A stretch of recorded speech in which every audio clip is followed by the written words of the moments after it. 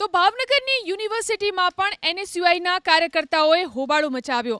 ભાવનગરની કૃષ્ણકુમારસિંહજી યુનિવર્સિટીમાં એનએસયુઆઈના વિદ્યાર્થીઓએ હોબાળો કર્યો। બીએ સેમેસ્ટર 4ના પરિણામને લઈ એનએસયુઆઈએ વિરોધ પ્રદર્શન કર્યું। એનએસયુઆઈનો આરોપ છે કે બીએ સેમેસ્ટરમાં ગ્રેસિંગ માર્ક નથી આપવામાં આવ્યા। મોટી સંખ્યામાં વિદ્યાર્થીઓ નાપાસ થયા। એનએસયુઆઈના કાર્યકરો જ્યારે કુલપતિને રજૂઆત કરવા માટે પહોંચ્યા તો એ સમયે યુનિવર્સિટીનો મુખ્ય ગેટ બંધ કરી દેવામાં આવ્યો, જેથી વિદ્યાર્થીઓએ બહાર બેસીને સૂત્રોચ્ચાર કર્યા। ભારે હોબાળો બાદ પોતાની ઓફિસમાંથી નીચે આવી કુલપતિએ આવેદનપત્ર સ્વીકાર્યું।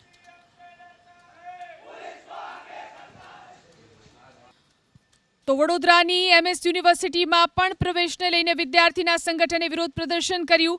યુનિવર્સિટીની હેડ ઓફિસ ખાતે ઓલ ગુજરાત સ્ટુડન્ટ યુનિયન સાથે જોડાયેલા વિદ્યાર્થીઓ એકઠા થયા અને હોબાળો મચાવ્યો। આરોપ છે કે હજુ એવા ઘણા વિદ્યાર્થીઓ છે જેમને કોમર્સ ફેકલ્ટીમાં પ્રવેશ નથી મળ્યો।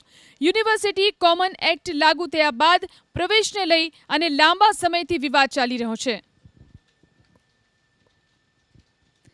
તો વડોદરાની એમએસ યુનિવર્સિટીમાં પણ પ્રવેશને લઈ અને વિદ્યાર્થીના સંગઠનોએ વિરોધ પ્રદર્શન કર્યું।